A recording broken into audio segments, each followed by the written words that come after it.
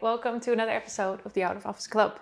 Today is all about fast travel versus slow travel because if you're watching this, you might see that I am again recording this from a different spot because I will say in the past 2 months I've been traveling a lot faster than I would have liked. And that is also part of the reason why, again, this podcast is late, why I haven't been able to record on the right days. I haven't maybe even made as much social media content as I would have liked. So I thought this would be a really good topic to talk about today, because if you've seen any of my content online or listened to my podcast, then you know that I am a big fan of traveling slow. And then that's also what I've been doing for the past 2 years. So I travel quite slowly. I move around only once a month, sometimes even less. I will stay in the same country for 2 to 3 months, or as long as my visa allows. But generally, I stay in one spot for at least a month. Now, over the past 2 months, I've been to Spain and then to Greece and then different spots in Greece. Now I'm in Italy, and it's all just kind of going a lot faster than I would have liked. So let's talk about the pros and cons of fast travel versus slow travel and why I think that slow travel is the better option, especially as a digital nomad. Because I personally started traveling 10 years ago, and I had my backpack. I would go to a hostel, book 2 or 3 nights, and then after those, I would sometimes extend, but usually I would go to the next place, move again, and I loved it. I really, really enjoyed seeing so much, exploring. In a month, I did, whole countries, and I never saw everything, but I traveled a lot, like a lot. And I love that. But of course, it allows you to see a lot in a very short time, but it's also a bit more rushed. Packing and unpacking constantly, meeting new people every 2-3 days. It is also stressful. And it was perfect for me when I was backpacking and when I started traveling. But right now, I don't think, or I know for a fact that I could not do that again.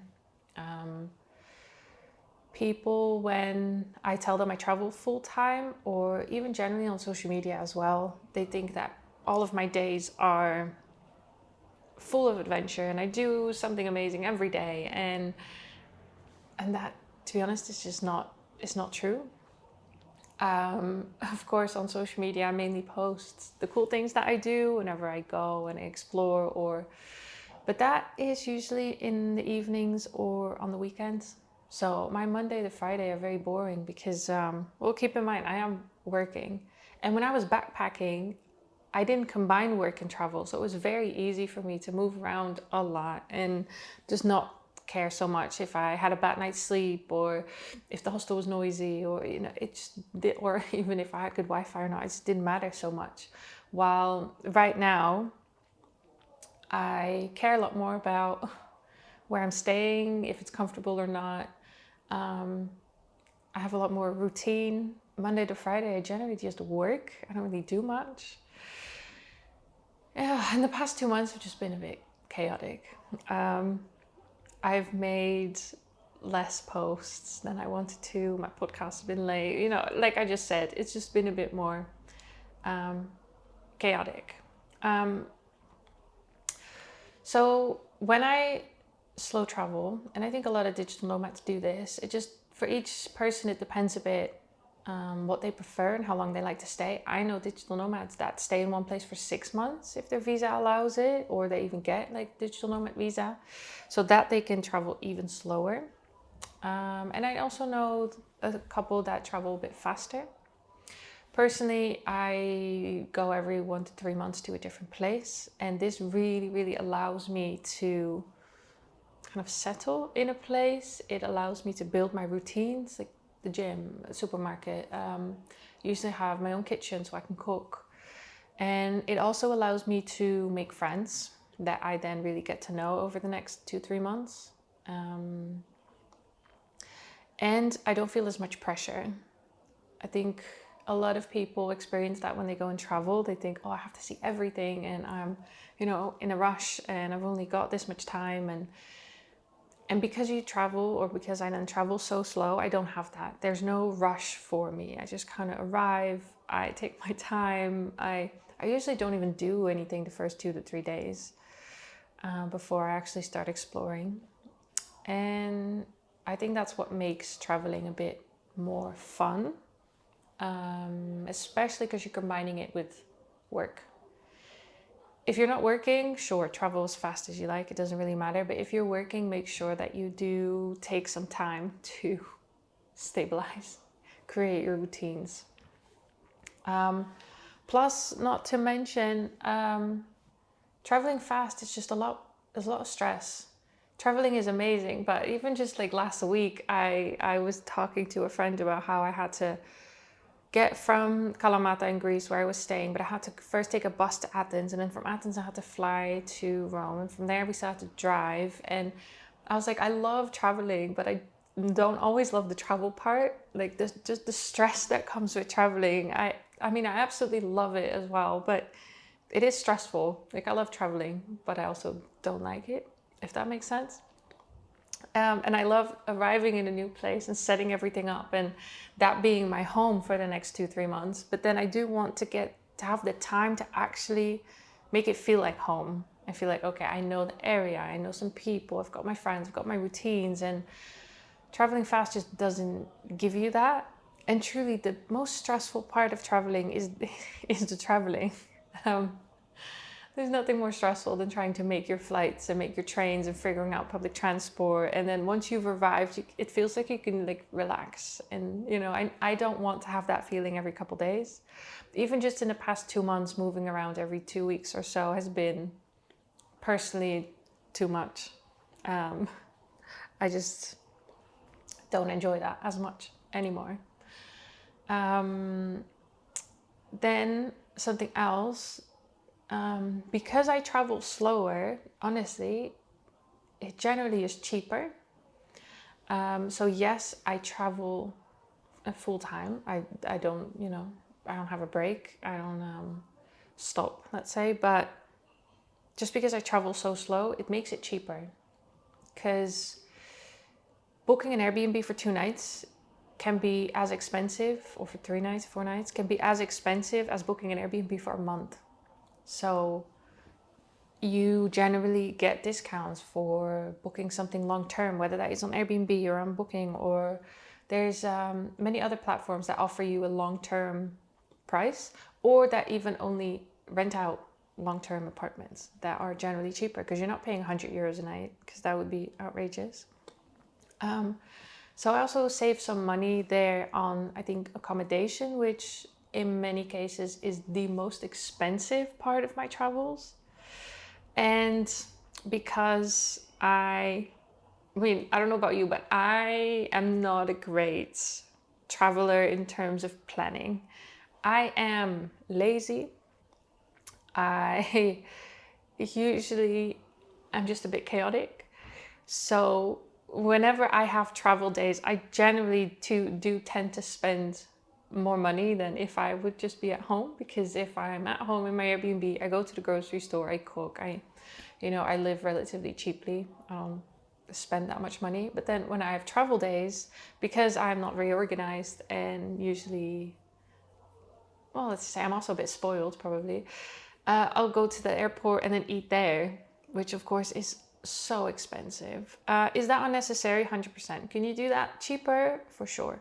But I mean, like I said, I find travel days already quite stressful. So to me, I'm like, okay, well then at least, the travel day is a bit more fun, and I can have my matcha and have my nice little lunch at the airport. Tip, by the way, for that, if you do have a long travel day and you're going to spend at least about 3 hours at an airport, plus you're going to eat, check if it makes sense to get a lounge pass. Sometimes you can get a lounge pass, especially if you've got certain banks or point systems. You can get a lounge pass for like 25 euros roughly, which can be actually cheaper than buying food at an airport. So you might as well go for a lounge pass and just chill there and eat all their free food, because it's so far. I mean, I've done it a couple times. It's been quite good.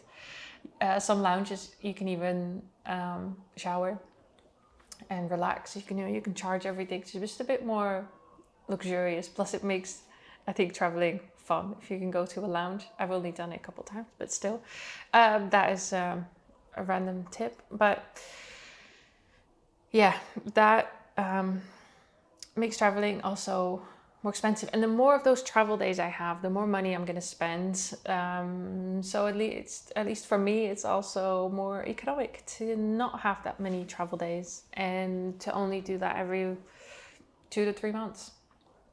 But that is, again, because I am also lazy. If you plan better, it can be a lot cheaper. But yeah, I like to have my coffee and some food at the airport. Of course, taxis and stuff. Like, sometimes it's just not that easy to get to a train station or to get to the airport, and you have to take a taxi. Or, I mean, the one thing that happens a lot when you travel is you do get tired, you get annoyed, you don't feel as great, maybe you're jet lagged.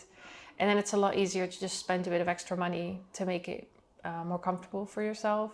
So whenever I arrive late or I'm really tired, I tend to take a taxi, just because I cannot be bothered in that moment to figure out the buses or the metro.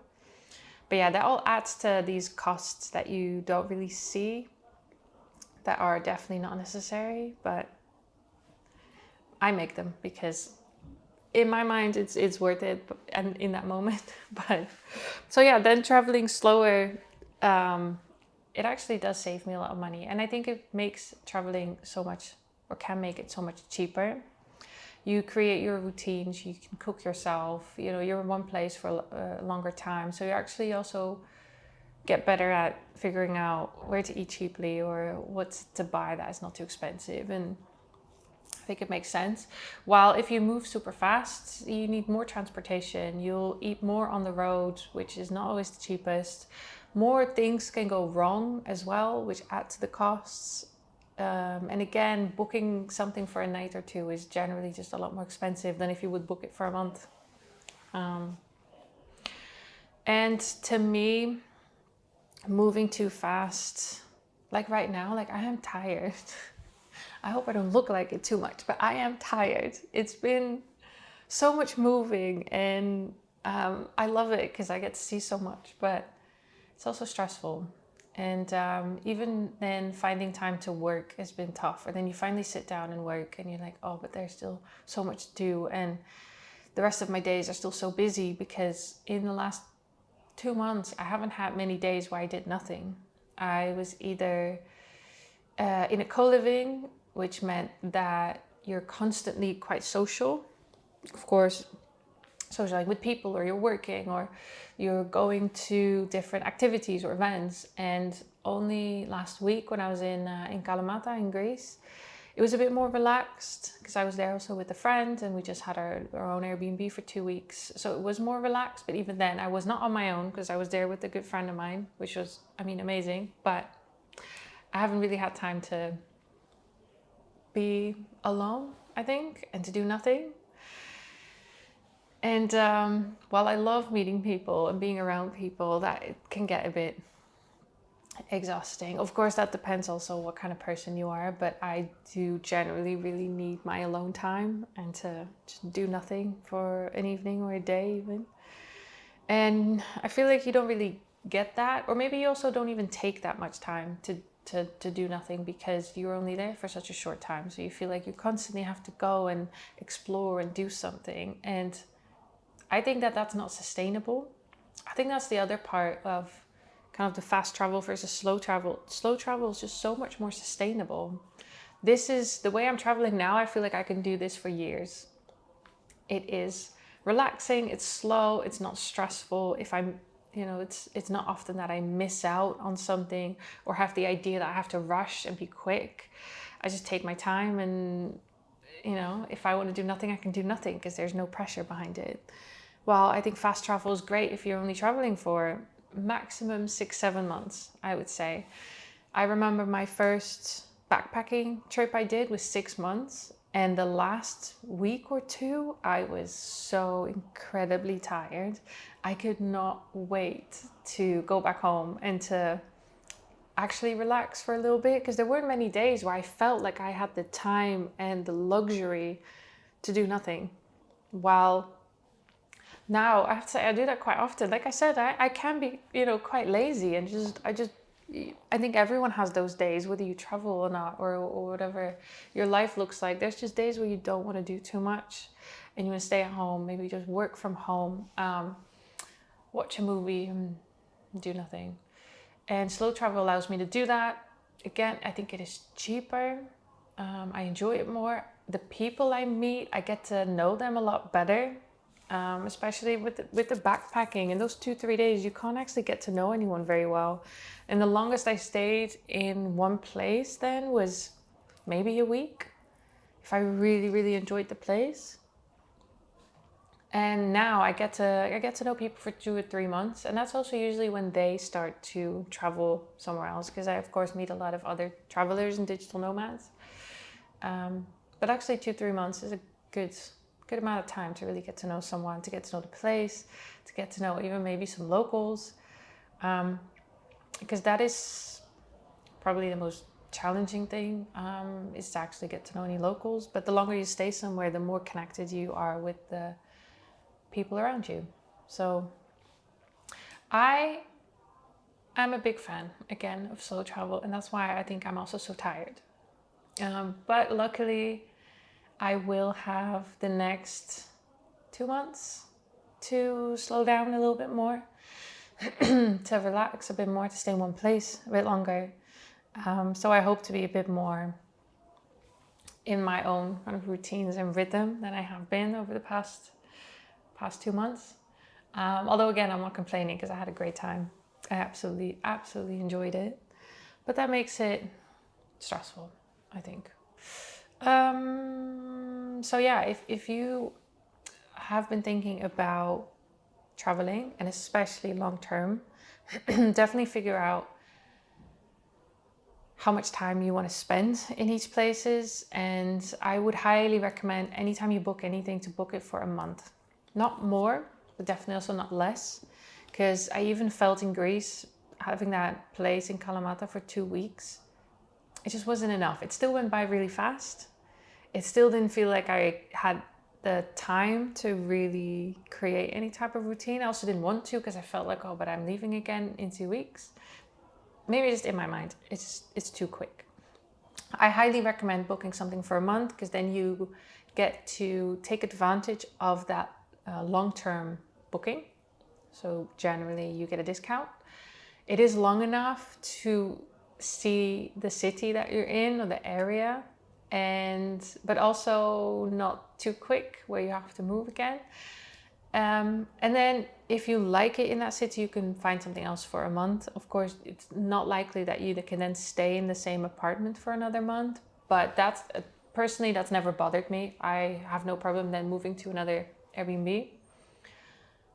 If I still want to stay in the city, or to then move city or move countries. But I think a month gives you a really good time frame to settle down, build your routines, get to know the area, and decide if you like it or not. And even if you then don't like it, because that's something else that people have asked me, like, oh, but what if you arrive there and you really don't like it? A month is still manageable. Even if it's a place that you don't particularly enjoy, like it's not your favorite, a month is doable.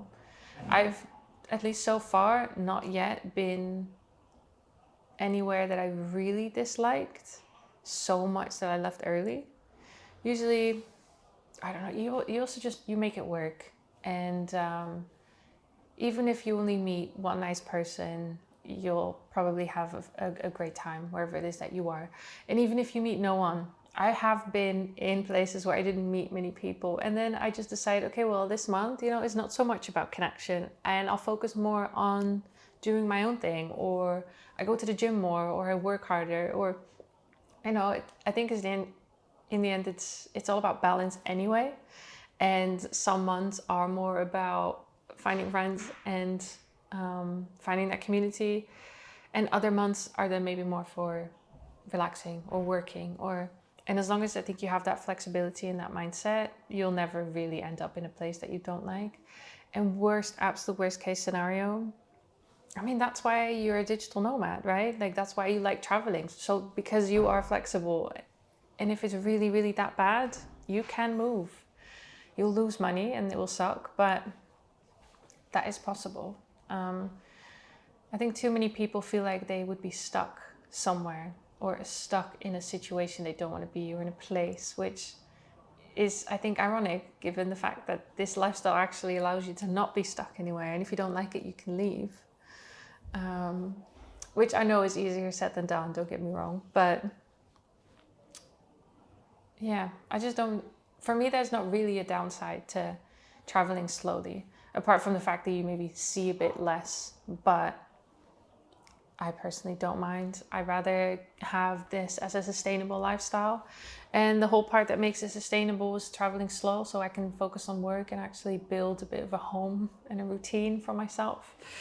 So yeah, I would highly recommend it. I don't know if there's anything I'm forgetting about slow travel, but I think that gives you quite a good idea of why I think it's so great, and why I really recommend traveling slow versus fast as a digital nomad.